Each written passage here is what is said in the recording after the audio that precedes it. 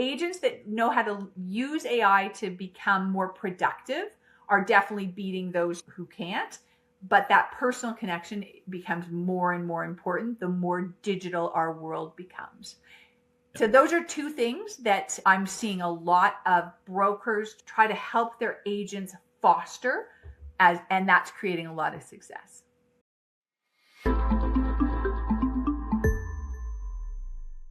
All right. Welcome back to the Why Do I Suck as a Real Estate Agent podcast. I'm your host, Monte Reyment. Today, we have a very special guest out of Canada, Norma Rawlings. Norma is the president and co-founder of Broker VMA. And you have a degree in MBA, law degree, MBA. You spend your days helping broker owners across the United States figure out what your business is actually worth, how to sell it, how to not get destroyed in the process. And you also have a book called A Complete Guide to Buying and Selling Real Estate Brokerages, which I'm very interested to get into because I'm almost 3 years into a brokerage. So at some point, I'm going to want to learn how to sell this thing. So Norma, thank you so much for coming on the show. Welcome aboard. My complete pleasure, Monty. I love it. So law degree, MBA, and you sell brokerages for a living. How'd you end up here? A long, winding road. That's probably the best answer to that. So my immediate path was I practiced law for a while, and then I went back and got my MBA and found real estate. And that, as you know personally, becomes very interesting very quickly when you see the leverage opportunities, the wealth opportunities, the ability to create a home for someone as opposed to just a house. Mm-hmm. It's a very alluring industry, I will say. And so moved from law to real estate and lots of wines on that road. And then about 4 years ago, my business partner lives in Bradenton, Florida. And so he approached me about 4 years ago. He and I met during our MBA.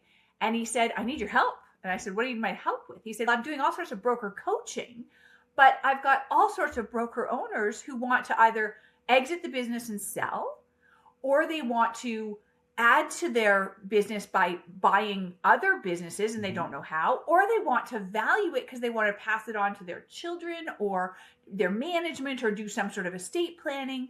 And I'm completely overwhelmed with my coaching and I don't have time. So we started Broker VMA about four and a half years ago, and it's been steady, busy ever since, which is crazy, right? Because when you start a business, you don't expect it to be busy initially. You expect it to be pretty dead for the first year or two. Although it sounds like your real estate business was busy from the beginning, but it's been fun.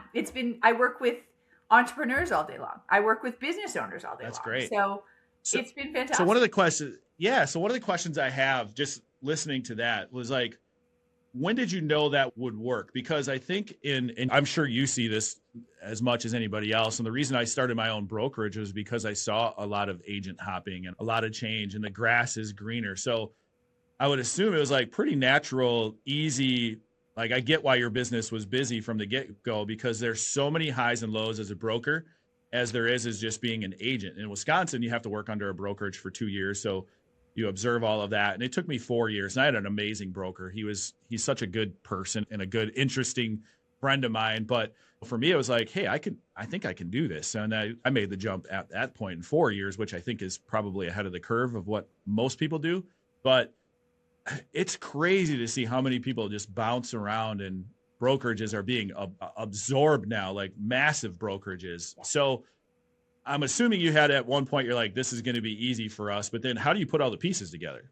It's a great question. So let me go back to something you said. The mentor you described for 4 years, that is a fabulous way to learn how to run a brokerage, how to be a great agent, which your podcast is all about, right? Mm-hmm. That model is fantastic because so many people are great salespeople. And I love that Wisconsin forces you to apprentice, actually. It's interesting to me because a lot of jurisdictions don't. What happens is you'll have a great salesperson, which is a certain set of skills. Mm-hmm. And then one day they'll be like, I don't want to pay my broker anymore. This split, it's ridiculous. I'm going on my own. And so they open a business. And the challenge often is that they're a really great salesperson and not so good at being a real estate broker because they're totally different skill sets, as you know firsthand. they don't often translate. And there's a whole nother learning curve to it. and you go from being a motivated, self-starting salesperson, right? Where you're focused, you're singular in your desire to find clients, help them find a home, help them sell a home. But a brokerage is all of a sudden you've got 17 hats. You don't just have one. You have 17, and you have to deal with your agents, which is a whole other level of complexity and requires midnight phone calls and panic. And as you said, a lot of transition and people leaving and people coming and trying to figure out why they're leaving, why they're coming. It's a whole other level of complexity. So I like the fact that it's probably not a popular sentiment, but I like the fact that Wisconsin makes you apprentice with someone for a couple of years to figure out how to do it. Yeah.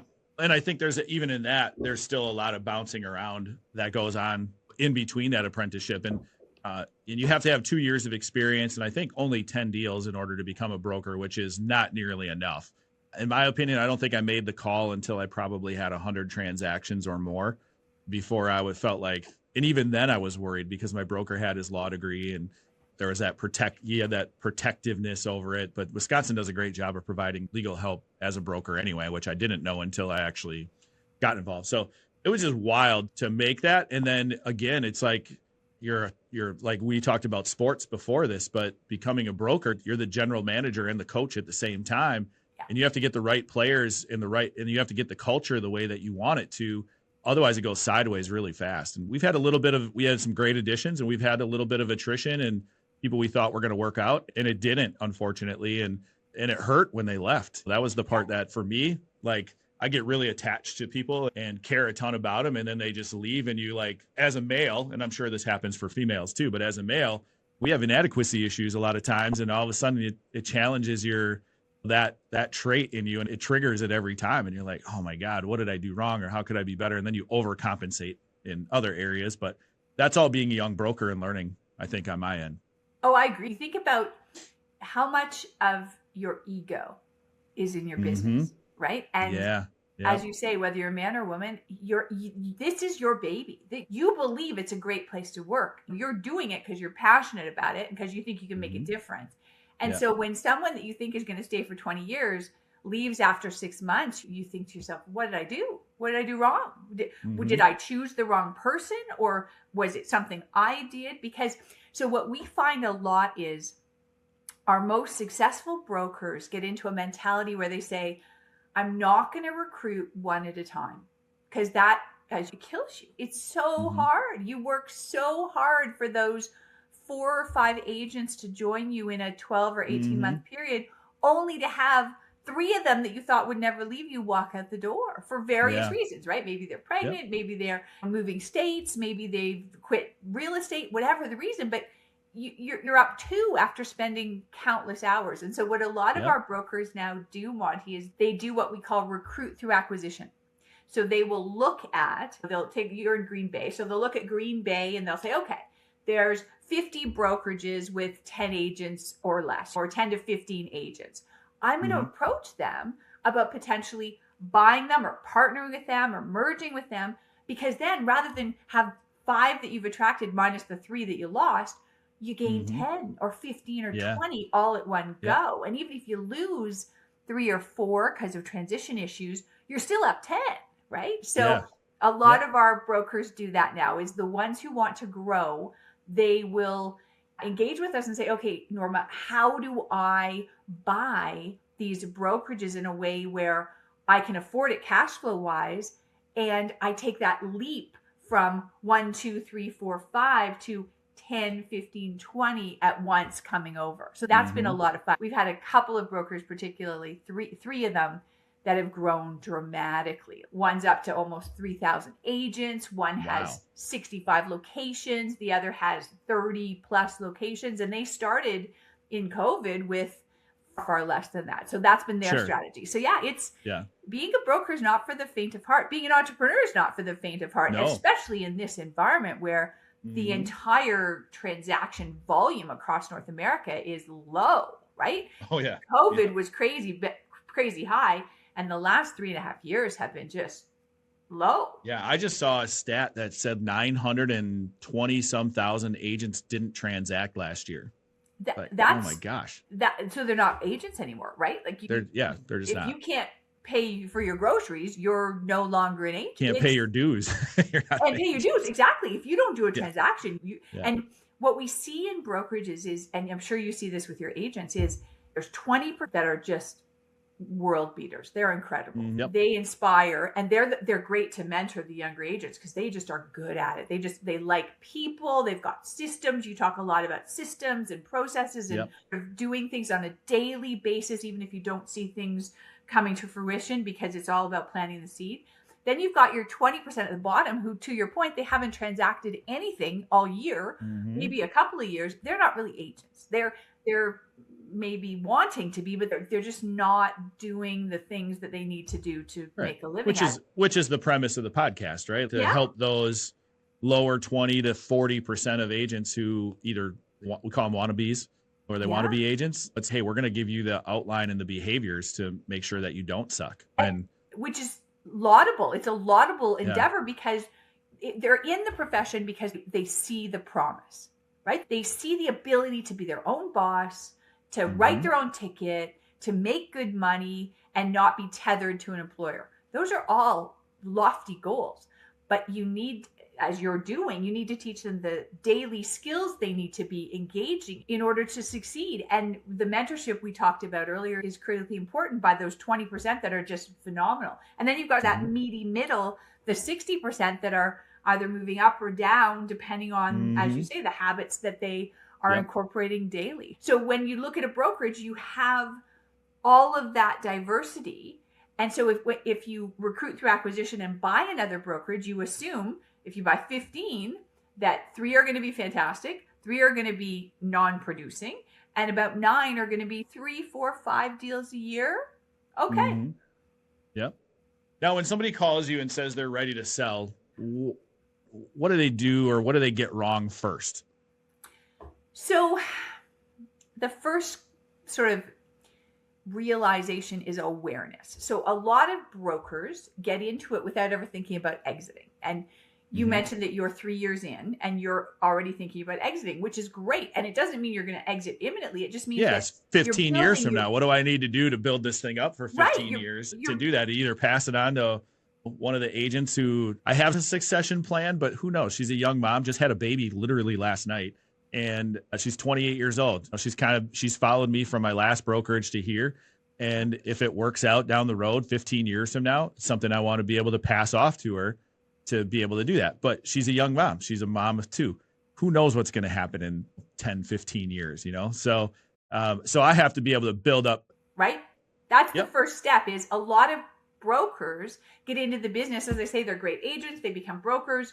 They might regret their decision. They might not. They get into being a broker and they never think to themselves, I'm going to sell this one day. I want it to be valuable.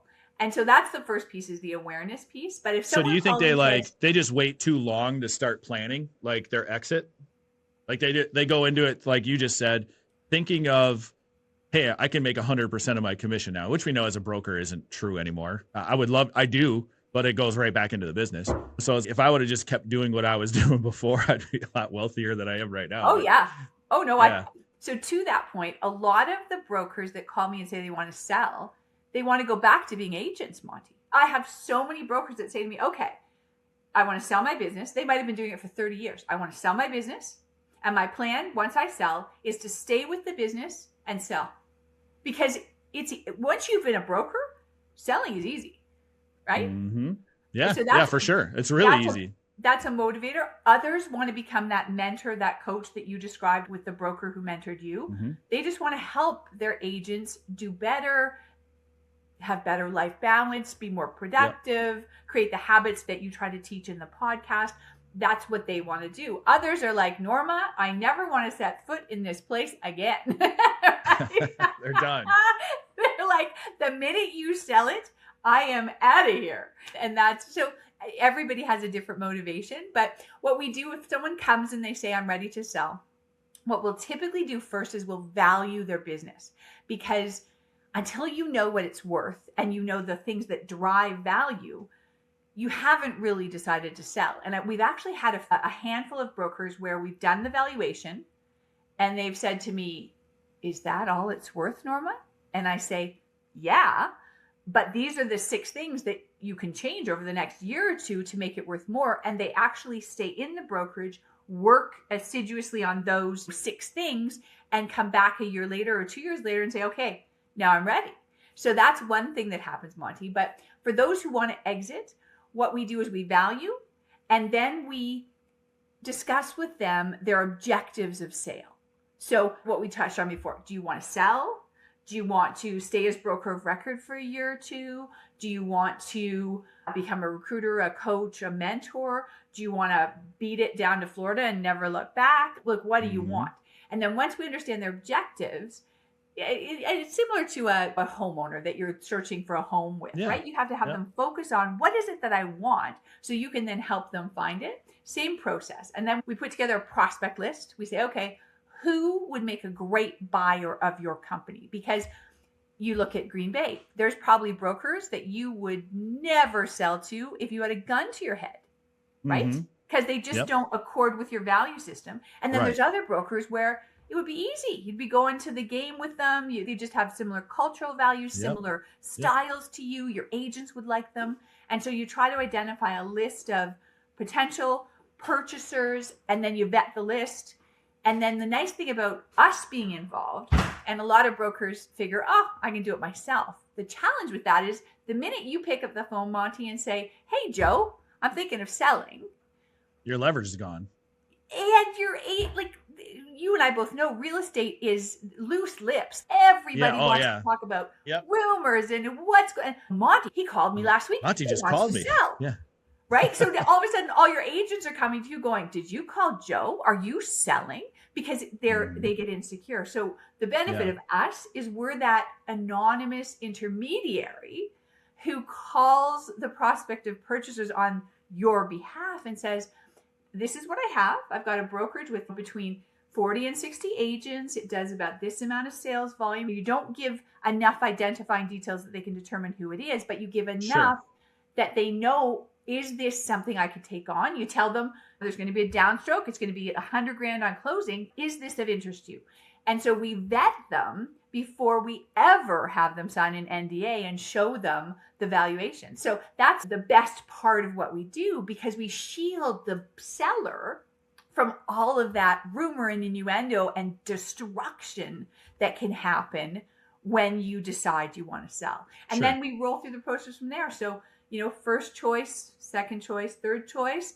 Usually by about the third choice, at minimum, I've got a letter of intent rolling, deal terms rolling, and then we typically try to close it, Monte, within about 60 days. 60 days from LOI to closing, because for the reasons we talked about, it's difficult to keep a secret for any longer than that. For sure. So I would assume a lot of times when you do this, owners think their business is worth more than it is. So how do you how do you get into that? The evaluation helps. I'm sure you can put things on paper in black and white, but how do you tell them the truth side of it? So we had a broker in Florida, nice guy, about 100 agents, an independent. And his brother-in-law was in the tech sector. And he valued his business at $3 million. I remember the broker coming to me and he told me that. He said, my son-in-law tells me it's $3 million. And Norma, maybe just take a quick look, make sure that his numbers make sense, and then we can go to market. And Monte, I still remember his face when I told him his actual value was $1.1 million. Because he'd already spent the 3. In his mind, he'd already created a life with the 3. And I said, oh, no, I'm so sorry, but tech valuations have nothing to do with real estate brokerage metrics. You think about a real estate brokerage, your agents are your most valuable asset, and they come in and out of your door every day. And your point earlier, they can leave you tomorrow with no consequences. So the value is much more insecure for a real estate brokerage than for a tech company with a patent or a trademark or a software product that has been rolling for a while. Although, Monte, with AI, that whole metric is changing as well. But so for sure. Yeah. So that's the key, is we educate them up front. And the Florida brokerage, to his credit, he took it like a man.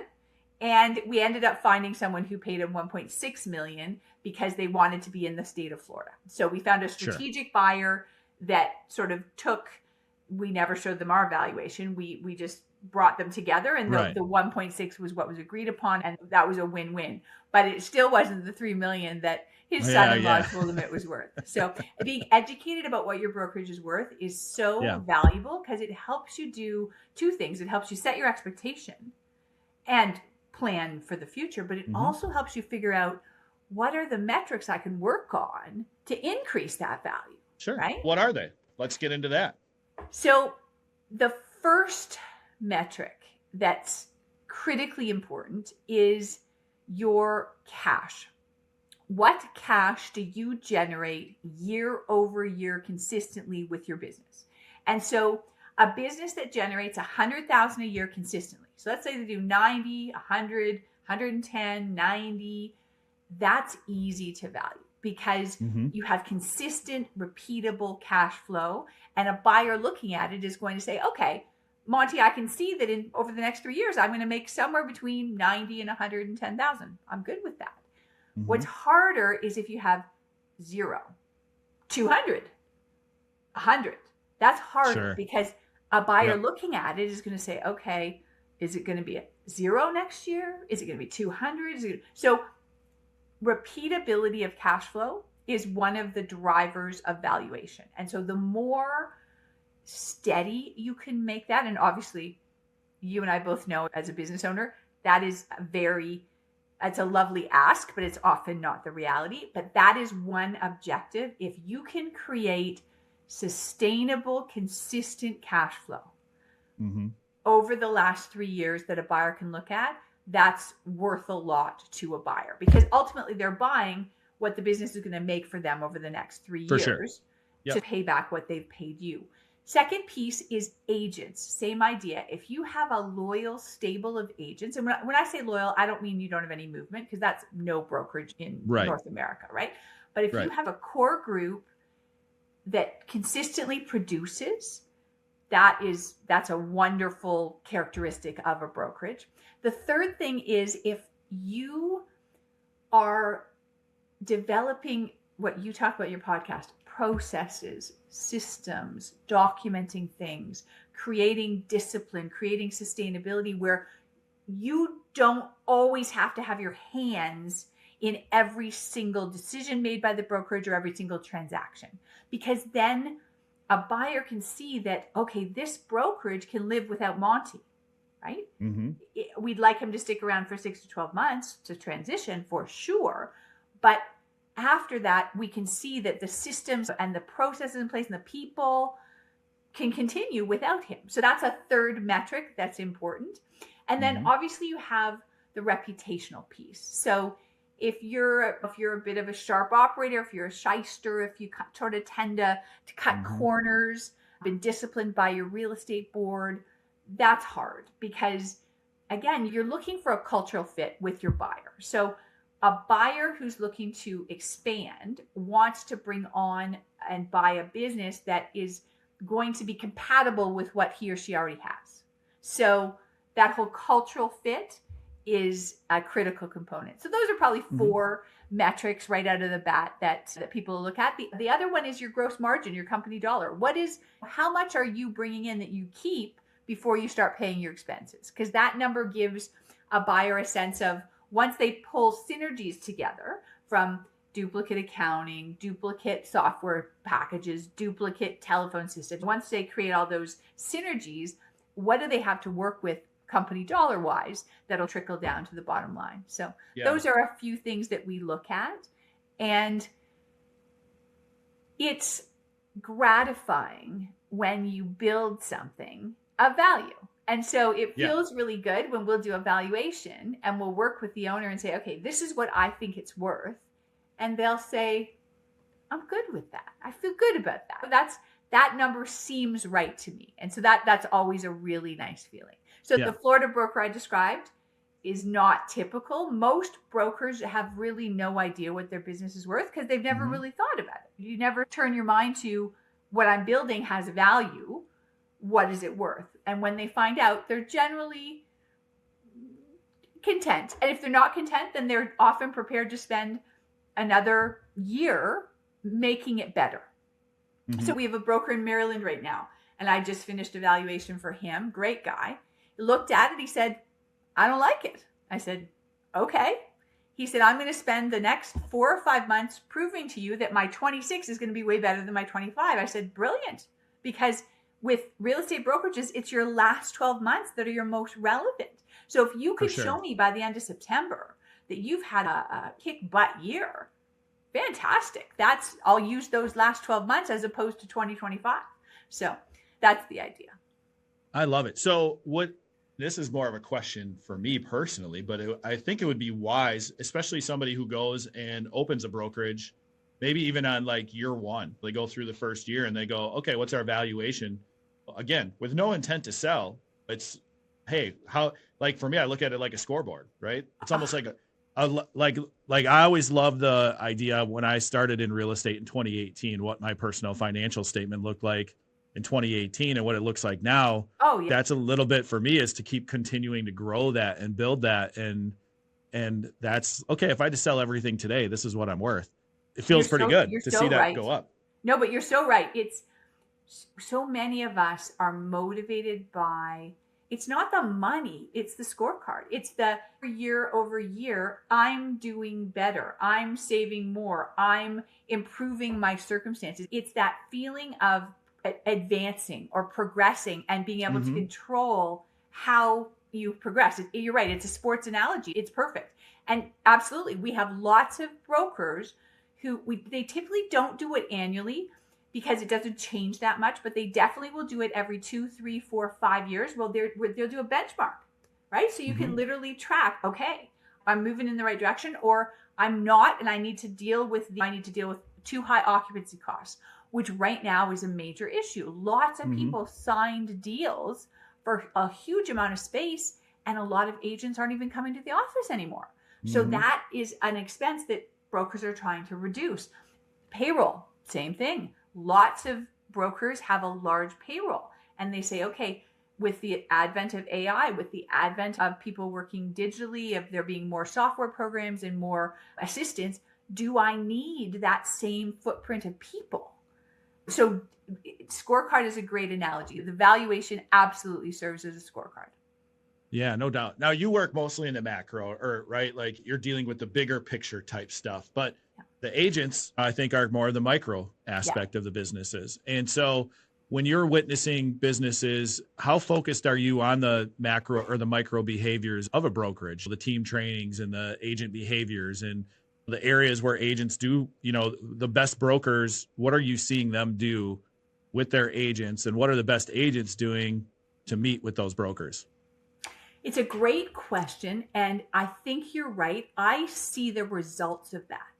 So what I see is I will see a brokerage that consistently is stable and growing with a group of agents that are still there.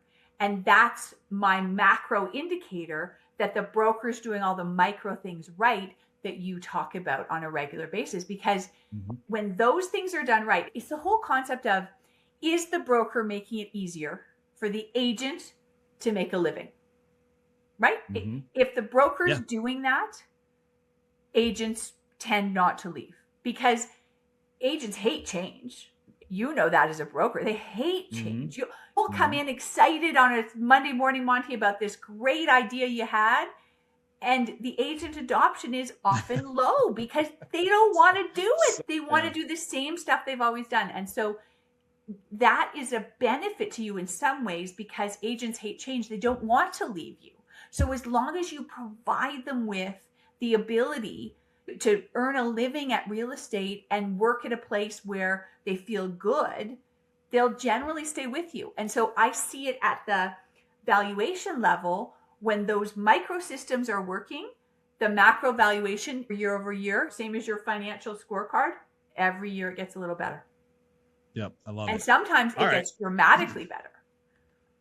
Yeah, I'm going to have to hit you up on this stuff, because again, I'm just excited about it. This is something I thought about when I first opened, was like, how can I bring the most amount of value? But then how can I create value for myself? I came into real estate as an investor first. So that was my mindset going in is okay. But I think, and you probably see this a lot. I guess this is a great pie. I don't even need to use my notes because I'm just firing off stuff that's pertinent to me right now. But one of the things that I recognized early on, and at some point, especially when you're opening a young brokerage, now we have 10 agents right now. We're slowly growing the one at a time you were talking about type of thing. But I'm looking at this first, not even 3 years, is building our foundation, establishing standard operating procedures. And then once that's all laid out, then I can go get more agents, right? Yeah, But you need the base so you can then scale. Mhm. And you also need to prove the concept. You need to make sure Yeah. that your value proposition works for agents Right. before you start Yep. rolling.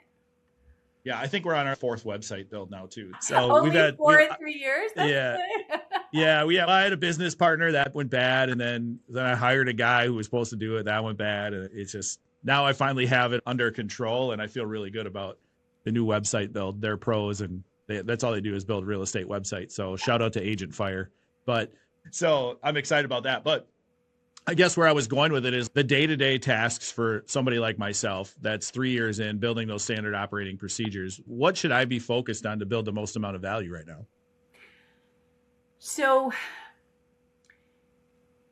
one really hot topic these days is AI, and it scares people a lot. Yep.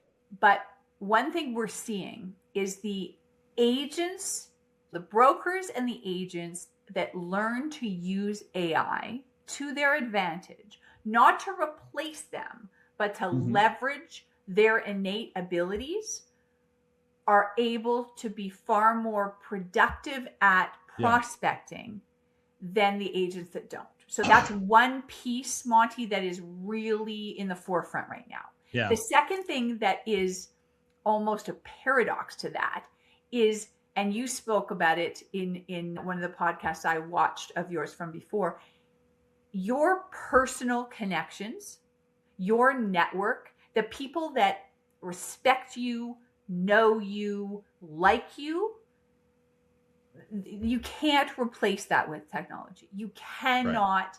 An AI bot is never going to replace that. So that whole community piece where you are embedded in the community, you are doing good things, you are meeting people, you are creating those good connections, you are helping a couple buy their first home and making that experience memorable for them. Those are things that I don't think AI can ever replace. So it's, as I say, it's a paradox. Agents that know how to use AI to become more productive are definitely beating those who can't. But that personal connection becomes more and more important the more digital our world becomes. Yeah. So those are two things that I'm seeing a lot of brokers try to help their agents foster, and that's creating a lot of success. Yeah, I love that. So what is actually, and this goes along the lines of that, but like exiting as a winner, right? Like at the end of the day, this is about your life. The one broker who took the chance, who went out, and I talk about this. I'm pretty vulnerable on social media sometimes. And I talk about the first 2 years and 2.5 years where the bank account was read a bunch of times, and personally and business wise. And we were able to get through it every single time, but it's still money in, money out, and sometimes more money out than money in at times. So what does exiting like a winner mean? Because those are some pretty low lows that I think probably every broker goes through at some point. Maybe they don't put it out there, but what does that look like for somebody to leave as a winner? So I guess that's all in the eye of the beholder, right? But no, kudos to you for being vulnerable. There is a lot of gloss in social media. Oh yeah. A lot of, you only see the wins, right? It's like a bad gambler. You only tell you when they won. 100%. And there is people identify and resonate with the truth. And the truth is not gloss. The truth is, my kids say they're glazing me. I'm like, okay, there's a lot of that. But when you actually speak about your personal experience in a way that... I think I lost. Oh, there you go. When you actually speak about your personal experience in a way that is lousy, like it was lousy, it was a crummy thing to go through, it was challenging, it was hard, it was not at all glamorous, that resonates with people because that's people's everyday life. What we see on social media is not people's everyday reality. And so Exiting a winner, as you say, macro is how I look at the world. If you are able to support yourself and you have a rich network of people whom you love and who love you, and you're doing something you enjoy, and we live in North America, Monte, how does it get any better than that? Yeah, amen to that. We don't need, a lot of times you set numbers. I'm sure you do as well. You have goals, right? Certain goals, Right. Financial goals, personal goals, business goals. But we're so fortunate to live where we do and to be able to do things that we enjoy doing. And the entrepreneur's journey is what you're talking about. Any entrepreneur you talk to, with maybe 1 out of 1,000 exceptions, has struggled and has had a point in time where they looked and said, I'm not going to make it. Like, I don't know how to make payroll next Friday. That is what, I don't know about you, but when I have something playing on my mind, 4 a.m. is the witching hour. It's like I'm up at 4 and I'm like, okay, I either am worried about it or I have a solution to it because it's been sitting on my mind all night. But that's the entrepreneur's journey, which I think is why so few people say they want to run their own business, but the realities of running your own business, you have to have a certain mentality that it's all going to work out in the end, right? If I put enough effort in, it's ultimately going to work out. And I think that's what you're talking about. So in some ways you already are a winner because you're doing what you like to do. You're able to support yourself. You live in North America. Life's pretty good. With exit of a business, it's about what do you want to do for the next chapter? Because you're not going to just stop. Entrepreneurs never just stop. Right. Even my brokers, Monte, that say to me, I'm getting the hell out of Dodge. I'm literally moving to Florida, never setting foot in this place again. Good riddance.